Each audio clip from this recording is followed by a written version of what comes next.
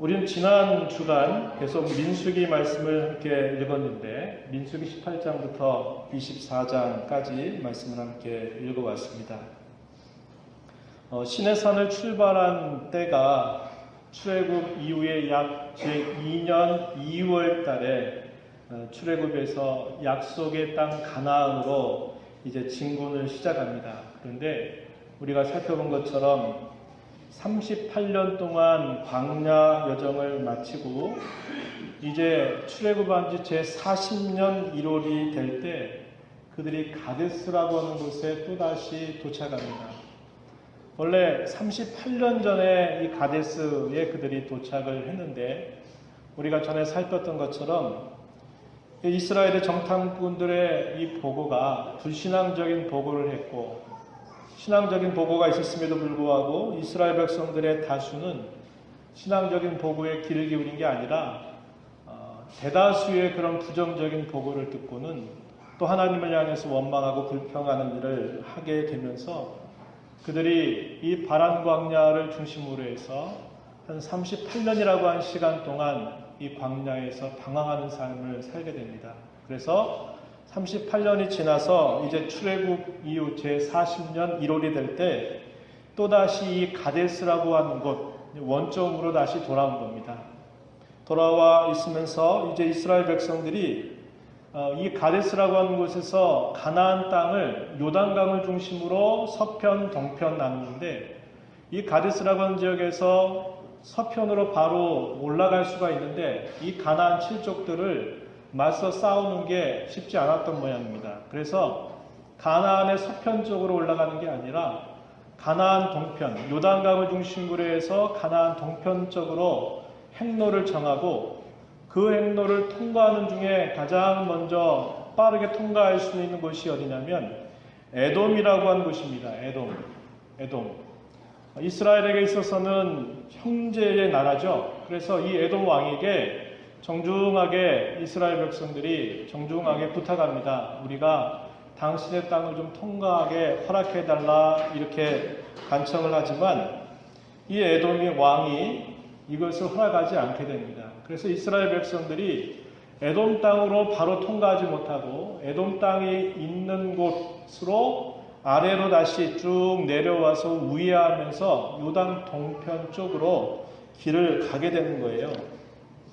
그러다 보니까 이게 쉽지 않죠. 빨리 갈 수 있는 길이 있는데도 이제 에돔과 싸우는 일들을 피하고 이제 에돔 아래쪽으로 돌아서 옆으로 가려고 하니까 이 거리가 참 멀고 힘든 겁니다. 그래서 그 백성들이 그 길을 걸어가다가 또다시 원망을 쏟아내게 되는 겁니다. 이 원망을 쏟아내면서 하나님이 또 어떻게 하시냐면 그 백성들을 징계하셔서 이 백성들에게 하나님이 불뱀을 몰아넣으시죠. 이 불뱀 사건으로 인해서 많은 사람들이 또 하나님 앞에 그 징계에 대한 값을 치르게 되는 사건들을 우리가 알게 되는 것입니다. 그래서 이렇게 그들이 가면서 이 가나안 땅, 이 요단 동편 쪽으로 쭉 가던 중에 누구를 만나냐면 헤스본 왕이었던 시온, 이 시온을 만나게 되고요. 또 바산 지역, 이 가나안의 좀 위쪽 지역입니다. 동편 위쪽에 있는 이 바산 왕이었던 옥이 이스라엘 백성들이 가는 것을 방해하면서 결국 전쟁을 하게 되고 그 전쟁 속에서 이 헤스본 왕이었던 시온이 사로잡히게 되고 또 바산 왕 옥이 사로잡히게 되면서 이스라엘 백성들이 감격스럽게 가나안 땅 동편을 차지하게 됩니다. 그래서 이스라엘 백성들이 이 가나안 땅 동편 모압 접경 지역에 이제 진영을 치고 그곳에서 이제 머무르게 되는 것입니다. 자, 그런데 이런 과정에서 누가 그것을 지켜보냐면 이 모압의 왕이었던 발락이 당시에 이 미디안 나라와 함께 동맹을 해서 이스라엘 백성들이 우리도 위협할 것 같다라고 하는 두려움을 느낀 나머지 함께 동맹을 맺고는 거짓 선지자였던 발람을 불러서 이스라엘 백성들을 저주하게 한 겁니다. 이에 대한 기록이 민수기서 22장부터 24장까지 소개가 되고 있습니다. 그런데 사실 훗날에 모세가 이 모압 평지에서 설교하는 내용, 이 신명기에 기록이 되어 있는데 이 신명기 2장에 가서 보면 이렇게 하나님께서 모세에게 말씀하신 바가 있었습니다. 신명기 2장 9절에 보면 여호와께서 내게 이르시되 모압을 괴롭히지 말라, 그와 싸우지도 말라, 그 땅을 내가 내게 기업으로 주지 아니하리니 이는 내가 롯 자손에게 아를 기업으로 주었음이라. 이렇게 이미 모세에게 말씀을 하신 겁니다. 그래서 사실은 모압 왕이 가만히만 있었어도 이스라엘 백성들이 모압과 전쟁할 일이 없어요. 왜요? 하나님께서 모세에게 그렇게 말씀하셨거든요. 이 모압 나라하고도 싸우지 마라. 이 모압의 조상이 누굽니까? 롯이죠. 아브라함의 조카였던 롯이 이 모압의 조상입니다. 그래서 하나님은 이들에게도 싸우지 말라고 말씀하셨어요. 물론 앞에서 에서의 후손이었던 이 에돔과도 싸우지 말 것을 말씀해서 이스라엘 백성들이 통과하겠다 하는 말을 간청하지만 거절했을 때 널리 이렇게 우회해서 이제 가나안 땅으로 들어가는 일을 하게 되었던 것이에요. 사실은 모압 왕이 가만히 있었어도 전쟁이 될 일이 아닌데 이 모압 왕은 이 헤스본 왕, 이 시온을 쳤던 일이나 바산 왕이었던 옥을 쳤던 이 사건을 보고 굉장히 놀라지 않을 수 없었어요. 저들의 기세로라면 우리 모압 땅 삼키는 것도 아마 어렵지 않겠다 이렇게 생각을 하고는 어떻게 했다고요? 유명한 거짓 선지자죠. 그를 불러가지고 이스라엘을 저주하게 하는 일들을 하기 시작한 것입니다. 사실은 모압 왕 발락은 불필요한 일을 한 것입니다. 그러나 하나님께서는 이 사건들을 통해서 이스라엘 백성들을 향한 하나님의 마음이 어떠하신지, 그들을 통해서 장차 이루실 일들이 무엇인가를 분명하게 보여주고 계십니다. 오늘 저와 여러분이 읽은 이 민수기 23장 16절부터 26절은 거짓 선지자 발람을 통해서 모압 발락에게 들려주시는 4가지의 예언 가운데 2번째 예언에 해당됩니다. 본문의 예언을 통해서 우리는 하나님께서 광야 길을 걸어오는 동안 이스라엘 백성들의 그 끊임없는 반역에 대해서 징계하셨음에도 불구하고 자기 백성들을 얼마나 위하시는지를 잘 알 수 있습니다. 그래서 오늘 말씀의 제목을 자기 백성을 편드시는 하나님이라 정한 것입니다.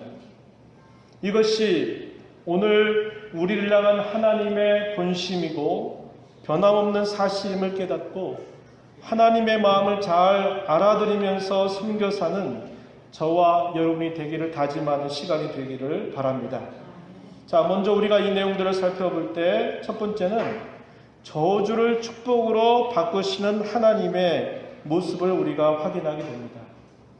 저와 여러분이 매일매일 이 민수기 말씀을 한 장씩 살펴 읽어온 대로 민수기는 시내산에서 가나안 땅까지의 여정을 잘 알려주고 있습니다.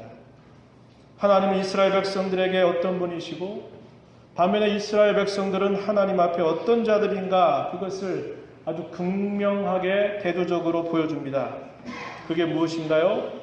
하나님은 약속하신 부분에 대하여 신실하신 분이다 라는 것을 보여주고 있고 반면에 이스라엘 백성들은 하나님 앞에 끊임없이 반역하고 패역한 백성들임을 분명하게 보여준다는 겁니다.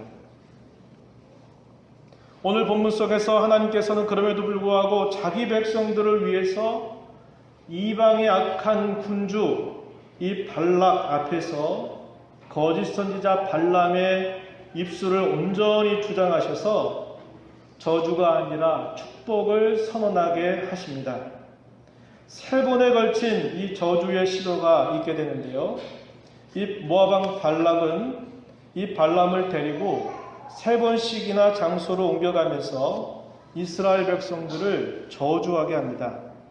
자, 처음 장소가 어디냐 하면 22장 39절에 보면 기럇 후솥에 있는 바알의 산당에서 이 발람에게 이스라엘 백성들을 향해서 저주할 것을 요구합니다.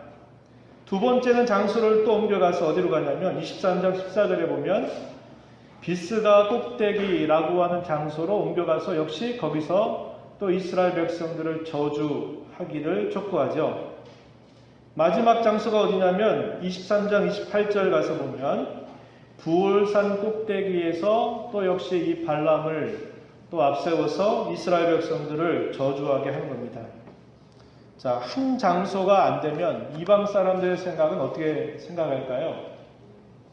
여기가 아니면 이 장소는 부정이 타서 여기서 또다시 해서 안 되겠다 이렇게 생각하는 거예요. 그래서 장소를 이렇게 곳곳마다 옮겨가면서 새로운 장소에서 저주할 것을 요구한 겁니다. 물론 이 발람에게는 막대한 어떤 대가를 주겠다. 그를 존귀하게 하겠고 그에게 많은 부와 영화를 더해주겠다 하는 그런 약속을 하면서 이 발람 선지자에게 저주할 것을 요구하는 것입니다. 이 고대 전쟁에 있어서 이 전쟁은 한 나라와 한 나라 사이의 싸움으로 그치는 정도가 아니고 이 고대 세계에 있어서 싸움은 그 나라가 섬기는 신들과의 전쟁이기도 했다 이 말입니다. 그래서 이 발락은 당시 유명했던 선지자 이 발람을 초청해가지고 이스라엘 백성들을 저주하고 더 나아가서는 그들의 신을 저주하려고 하는 것이었습니다. 그런데 어떻게 됩니까? 참되신 하나님께서는 이러한 악조차도 선하게 만드시는 분이심을 보여줍니다. 거짓 선지자의 입을 완전히 주장하셔서 한마디도 자기 생각대로 자기 하고 싶은 대로 하지 못하도록 입을 틀어막으시고 하나님이 하신 말씀을 그에게 그대로 전달하게 하시는 거예요. 이스라엘 백성들을 저주하라고 말하는 그 왕의 말 대신 하나님은 오히려 이스라엘 백성들을 향해서 축복하게 하시는 겁니다. 3번에 걸쳐서 장소를 옮겨가면서까지 저주를 하라고 요구하지만 오히려 이스라엘 백성을 축복하는 내용은 4번에 걸쳐서 이스라엘 백성들을 축복하게 해주시는 거예요. 민수기 23장 7절과 8절 첫 번째 예언하는 말 속에 이런 말씀이 주어집니다. 와서 나를 위하여 야곱을 저주하라. 와서 이스라엘을 꾸짖으라 하도다. 누가요? 발락이. 모압 왕이었던 발락이 그렇게 말하는 거예요. 하나님이 저주하지 않으신 자를 내가 어찌 저주하며 여호와께서 꾸짖지 않으신 자를 내가 어찌 꾸짖으랴 이렇게 말하는 거예요. 자, 하나님이 저주하지 않으신 자 내가 저주할 수 없고 하나님께서 꾸짖지 아니하신 자 내가 어찌 꾸짖겠느냐 이렇게 이 발락에게 대답을 하는 겁니다. 또한 두 번째 예언에 가서 보면은 23장 10절에서 이렇게 또 하는 말씀을 우리가 읽습니다. 내가 축복할 것을 받았으니 그가 주신 복을 내가 돌이키지 않으리라. 내가 축복할 것을 받았다. 그게 무슨 말일까요? 발람이 축복하라고 명령을 받았다 이 말입니다. 누구로부터? 여호와 하나님께로부터. 그래서 여호와께서 주신 복을 내가 돌이키지 않는다라고 이렇게 말하는 거예요. 또 역시 오늘 우리가 읽은 본문 가운데 23절 말씀에 보면 또 뭐라고 말합니까? 야곱을 해할 복술이 없고 이스라엘을 해할 복술이 없다. 야곱을 해할 점술이 없고 이스라엘을 해할 복술이 없다라고 예언 중에 대답을 하는 겁니다. 세 번째 예언의 내용에 가면 24장 9절 가서 보면 또 이렇게 말하는 거예요. 너를 축복하는 자마다 복을 받을 것이요 너를 저주하는 자마다 저주를 받을지로다.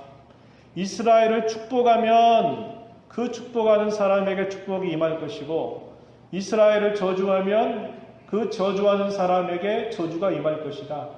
어떻게 저주하겠습니까? 못한다 이 말이에요. 하나님이 그렇게 그의 입을 틀어막아서 그 모압 왕 앞에 오히려 이스라엘을 축복할 수밖에 없다고 하는 이 이야기를 전하게 되는 것입니다. 특히 마지막 네 번째 예언에서는 바로 가까운 미래를 넘어서서 먼 미래에 이스라엘 백성들을 통해서 행하신 놀라운 일들마저 축복하게 하시는 겁니다. 그 내용이 뭐냐? 그들의 조상이었던 옛적 아브라함과 그의 후손들에게 세우신 하나님의 이 언약이 이제 역사 속에서 길게 성취될 것에 대한 내용으로 축복하는 내용이 소개됩니다. 그 성취의 내용은 한편으로는 구원 혹은 승리의 이야기고 또 한편으로는 심판 혹은 멸망의 이야기다 하는 겁니다. 이스라엘 백성들에게는 이런 구원과 승리가 임하게 될 것이고 이 이스라엘을 대적하는 자들에게는 멸망과 심판만이 있게 될 것을 분명하게 알려주는 것입니다. 자, 이런 내용을 우리가 확인해요. 내가 그를 보아도 이때의 일이 아니며 내가 그를 바라보아도 가까운 일이 아니로다. 한 별이 야곱에게서 나오며 한 규가 이스라엘에게서 일어나서 모압을 이쪽에서 저쪽까지 쳐서 무찌르고 또 셋의 자식들을 다 멸하리로다. 그의 원수 에돔은 그들의 유산이 되며 그의 원수 세일도 그들의 유산이 되고 그와 동시에 이스라엘은 용감히 행하리로다.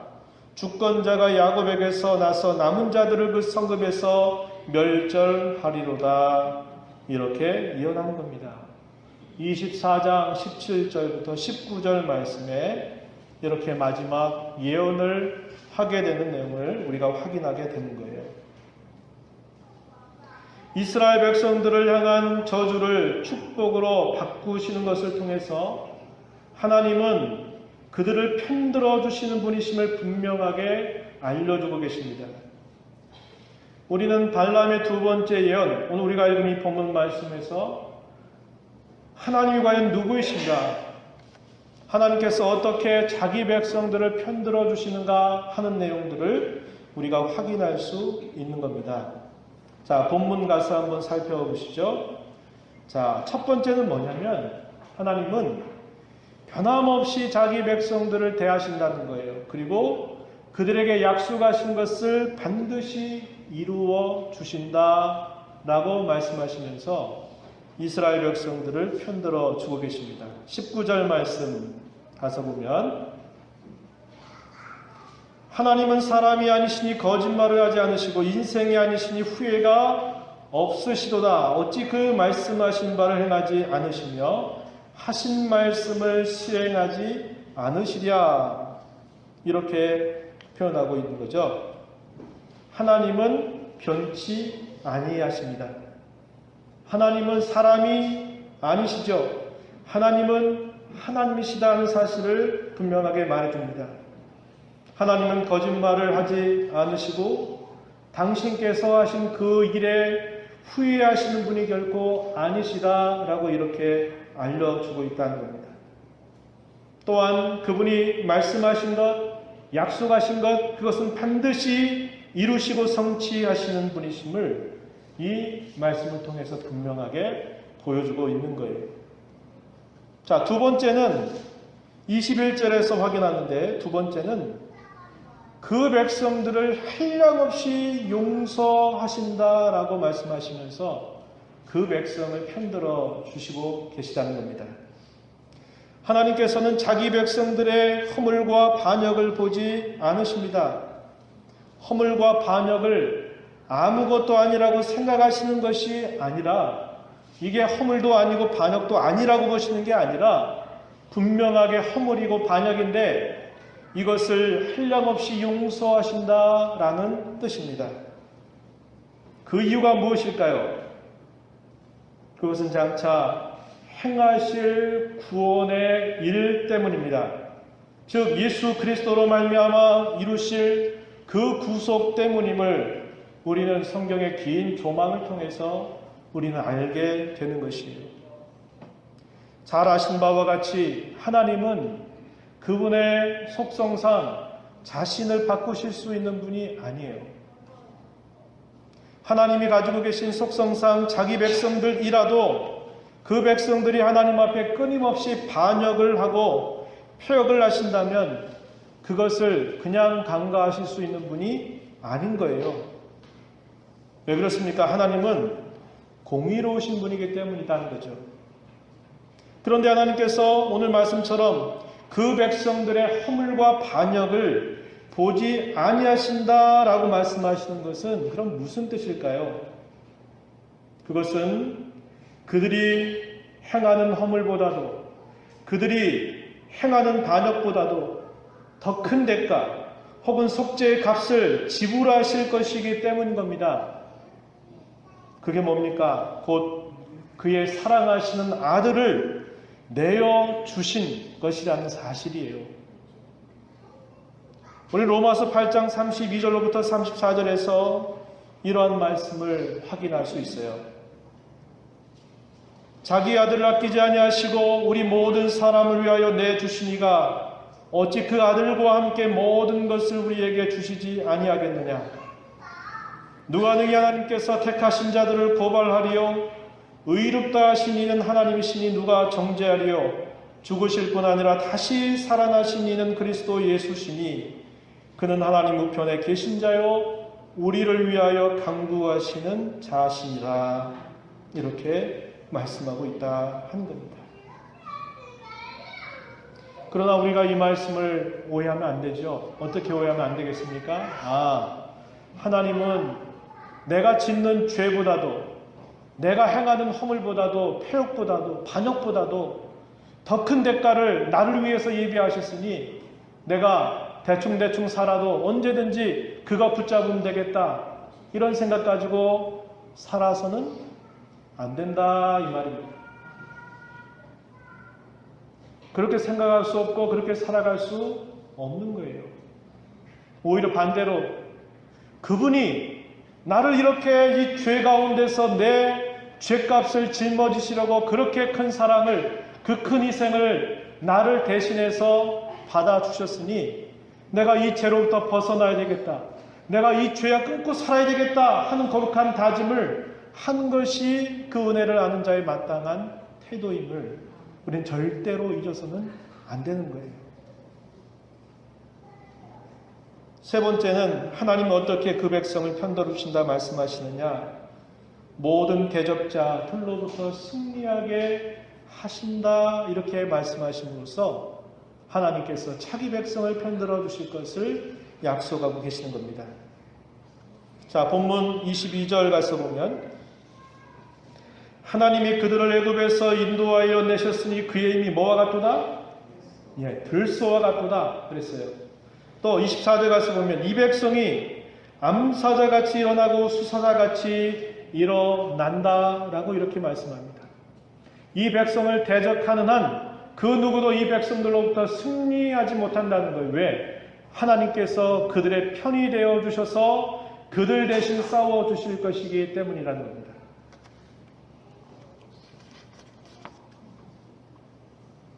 우리가 또 확인하는 이 네 번째 내용은 뭐냐? 하나님께서 행하시는 일을 만방에 알리신다고 약속하고 계십니다. 23절 말씀의 중반 가서 보면 이때에 야곱과 이스라엘에 대하여 논할진대 하나님께서 행하신 일이 어찌 그리 크냐 하리로다 이렇게 말씀하십니다. 하나님께서 자기 백성들을 위하시고 편드시며 그들에게 약속하신 바를 분명히 이루신다라는 이 사실을 만방에 보여주시겠다 이렇게 약속하고 있다 하는 겁니다. 그들과 함께 하시는 하나님 까닭에 그들을 볼 때마다 바로 그들 가운데 함께 하시는 그 하나님의 위엄과 권능을 보게 될 것을 약속하고 계신 것이죠. 자, 우리는 이렇게 하나님께서 자기 백성을 편드신다고 하는 사실 네 가지 정도를 말씀드렸어요. 하나님은 변함이 없이 대하시고 약속하신 것을 분명히 이루심으로써 그 백성에 편들어 주신다. 한량없이 그들의 반역과 그들의 허물을 용서하심으로써 그들에게 편들어 주신다. 모든 대적자들로부터 승리케 하심으로 편들어 주신다. 하나님이 그들과 함께 하심을 많은 사람들에게 보고 알게 하심으로써 하나님이 그 백성을 편들어 주신다. 이렇게 약속하고 계시는 겁니다. 이렇게 하나님이 편들어 주신다 하는 이 말씀에 대해서 우리는 성경의 다른 그러한 가르침을 또 살펴볼 수 있겠는데, 시편 118편 6절로부터 9절 말씀에 이런 말씀이 주어집니다. 여호와는 내 편이시라. 내가 두려워하지 아니하리니 사람이 내게 어찌할까. 여호와께서 내 편이 되사 나를 돕는 자 중에 계시니 그러므로 나를 미워하는 자들에게 보응하시는 것을 내가 보리로다. 여호와께 피하는 것이 사람을 신뢰하는 것보다 나으며 여호와께 피하는 것이 고관들을 신뢰하는 것보다 낫도다. 이렇게 말하고 있습니다. 본문 속에서 여호와께서 내 편이시니 두 번 거듭되고 있죠. 그래서 사람이 과연 나를 어떻게 하겠는가? 나 어쩔 수 없다는 거죠. 여호와께서 내 편이신데 그분이 나를 이렇게 도우시는데 나를 미워하는 자에게 하나님은 다 보응으로 갚아주실 것이다 라고 이렇게 확신하면서 고백하는 시편, 이게 118편에 표현되고 있음을 우리가 보게 됩니다. 놀라운 것은 뭐냐? 참 놀라운 게 뭐냐면 성경이 전부 몇 장으로 되어 있습니까? 성경 전체가 창세기부터 요한계시록 22장까지 몇 장으로 되어 있는지 확인해 보셨어요? 1188장에다 더하기 1입니다. 옛날에 극동방송 그 주파수가 어떻게 됐죠? 1188이죠. 지금은 이제 FM으로 바뀌었지만 거기에다가 하나를 더한 숫자가 성경 전체의 장이에요. 그러니까 1189장이 창세기 1장부터 요한계시록 22장까지 전부 합산하면 1189장이에요. 반으로 나누면 몇 장이 될까요? 594장이 되겠죠? 그걸 더하면 1188. 그 사이에 한 장이 딱 들어가요. 그래야 1189장 되지 않겠어요? 근데 594장 앞에 그리고 594장 뒤에 딱 그 중간을 가르는 성경이 어디냐? 시편 118편이에요. 그냥 여러분들이 그냥 들으시면 돼요. 하나님이 그렇게 의도하셨다라고 말하기는 없지만, 그러나 성경의 가장 중앙에 있는 장이 이 시편 118편인데 이 118편에서 말씀하고 있는 내용이 뭐예요? 하나님이 우리 편이시다. 하나님이 내 편이시다. 그러니 어떻게 하자? 하나님만 신뢰하자는 거예요. 세상에 높은 그런 고관들 신뢰할 것 없고 사람들 신뢰할 것 없고 누구 신뢰하자? 하나님만 신뢰하자는 거예요. 왜? 하나님이 내 편이시니까. 그 사실을 가장 성경의 중앙에서 바로 그 이야기를 들려주고 있다는 거예요. 놀랍지 않습니까? 여러분 확인해 보세요. 정말 그러한가 한번 확인해 보세요. 거기에서 시편 기자는 그렇게 말한 거예요. 하나님이 내 편이시다. 하나님이 우리를 편들어 주신다 하는 사실을 이렇게 고백하고 있는 거예요. 또 성경 한 곳 또 보면 우리 로마서 8장 28절로 30절 말씀인데 거기 좀 지나서 31절 말씀에 이런 말씀이 주어져요. 그런즉 이 일에 대하여 우리가 무슨 말하리요? 만일 하나님이 우리를 위하시면 누가 우리를 대적하리요? 이렇게 말했습니다. 하나님이 우리를 위하신다. 그게 무슨 말이에요? 하나님께서 우리를 편들어 주신다는 거예요. 그렇게 하나님이 우리의 편이 되어 주신다니 누가 우리를 대적하겠는가? 아무도 우리를 대적할 수 없다라고 이렇게 노래하고 있는 것입니다. 그런데 여기 31절에서 말하는 그런즉 이 일에 대하여 할 때 이 일이 뭐냐? 앞에 로마서 8장 28절부터 30절 말씀에 나오는 거예요. 여러분 기억하는 말씀이죠? 하나님의 사랑하시는 자, 그 뜻대로 부르심을 받은 자들에게는 모든 것이 합력하여 선을 이룬다. 그랬죠? 그 선을 이룬 내용이 뭐냐? 하나님께서 택하시고 부르시고 의롭다 하시고 영화롭게 하신다 하는 그 이야기입니다. 우리 구원의 순서를 말하는 이런 중요한 이 내용들을 하나님께서 합력하여 선을 이루신다는 거예요. 이 일에 대해서 하나님께서 우리를 위해 하시는데 과연 누가 그것을 방해할 것이고 누가 그것을 실패로 만들어버릴 것이고 누가 이것을 이루지 못하게 할 것이냐 이렇게 묻는 거예요. 반드시 이러한 일이 반드시 이루어진다라고 하는 사실을 말하고 있는 겁니다. 무엇 때문에요? 하나님이 우리를 위해 하시는 것 때문에 그 일이 우리에게 반드시 이루어진다라고 가르쳐 주고 있는 것입니다. 말씀을 맺겠습니다. 이스라엘 백성들의 광야 여정은 수많은 징계의 연속이었어요. 마치 그것은 하나님께서 그들의 편이 아니신 것처럼 보여지는 겁니다. 그런데 그 수많은 징계의 연속은 우리가 민수기 말씀 살핀 것처럼 뭐 때문에 그랬어요? 끊임없는 반역과 폐역에 대한 하나님의 일깨우심이었어요. 이렇게 하면 안 된다. 이렇게 하면 너희에게 불행이다. 이렇게 하는 것은 너희에게 아무런 유익이 되지 못한다. 한 것을 하나님이 일깨워 주시려고 그들을 징계하신 일들이 거듭거듭 있었다라는 겁니다. 우리가 잘 알고 있는 유명한 희극 배우 찰리 채플린이라고 하는 사람 기억하죠? 이 사람이 이런 아주 유명한 명언을 남겼어요. 그 내용이 뭐냐면 우리의 인생을 가까이에서 바라보면 비극이지만 우리의 인생을 멀리서 바라보면 뭐라고 말했을까요? 희극이다 이런 말을 남겼어요. 이 말이 동감되십니까? 충분히 동감되는 이야기예요. 그죠? 우리의 삶의 짧은 순간순간들 보면 몸도 아프고 맨날 안 좋은 일들이 늘 있는 것 같고 힘든 일이 늘 있고 쉽게 뭐 되는 거 아무것도 없는 것 같고 하나님 우리와 함께 하신다고 하는 사실을 내가 믿는데 그 일들이 그렇게 잘 깨달아지지 않고 눈에 보이지 않는다 이 말이에요.